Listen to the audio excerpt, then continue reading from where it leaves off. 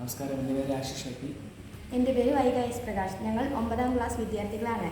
ഞങ്ങളിവിടെ ഉണ്ടാക്കിയിരിക്കുന്ന പ്രോഡക്റ്റിൻ്റെ പേരാണ് സോളാർ മൊബൈൽ ചാർജറിങ്. ഇപ്പോൾ നമ്മുടെ നാട്ടിലാകട്ടെ എവിടെയായാലും ഇപ്പോൾ വൈദ്യുതിയുടെ ഉപയോഗം വളരെ കൂടുതലായിട്ട്, അതുമാത്രമല്ല അതിൻ്റെ ഉപയോഗം മൂലം വൈദ്യുതി ബില്ലും വളരെയധികമാണ് കൂടി വരുന്നത്.